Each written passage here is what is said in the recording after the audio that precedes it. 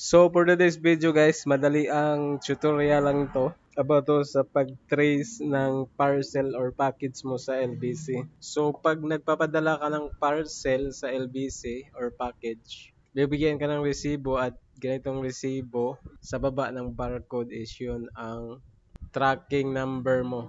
Kung paano ba matrace kung ano ng status ng LBC parcel. Usually kasi pagka nag-login ka or pumunta ka sa website sa LBC, ito yung bubungad sa'yo. So, kailangan gumawa ng account para matrace mo yung parcel mo. Para matrace mo kaagad or mapunta ka sa tracking or tracing ng parcel, type mo lang dito sa browser mo na LBC tracking and trace.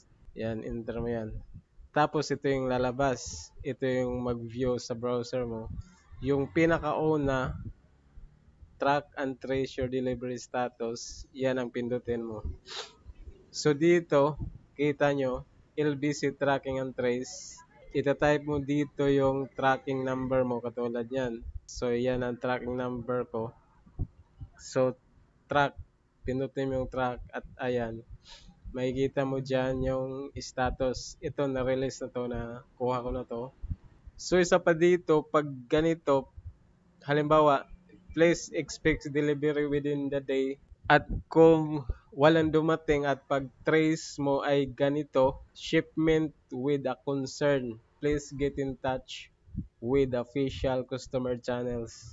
So, pag isang araw pa yan or dalawang araw, okay lang yan. Pero pag lumagpas tiyang 3, 4, 5, ang gagawin mo dyan is pumunta ka sa LBC, pinakamalapit na LBC office at magtanong ka kung saan yung delivery hub. Iba yung office nila yung magre-receive ng mga parcel, magpapadala ka. Iba yung delivery hub. Kumbaga yung galing sa ibang lugar, i-deliver na nila. Iba yung storage na yon, iba yung location. So, usually, sa akin nangyari ito, katulad nito, pumunta ako sa office, pinakamalapit na office or outlet ng LBC. Tapos, i-raise mo yung concern na ganito yung status ng parcel mo. So, ang gagawin nila is tuturuan kanila kung saan yung delivery hub.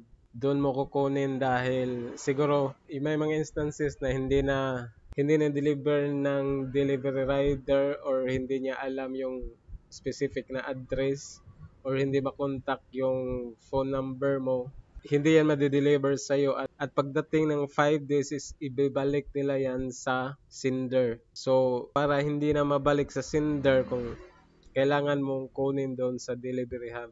So, sa akin kasi yung credit card ko is naka-address yun sa amin doon sa bahay talaga namin. So, chinense ko yung address, yung delivery address, chinense ko at hindi familiar yung address namin dito.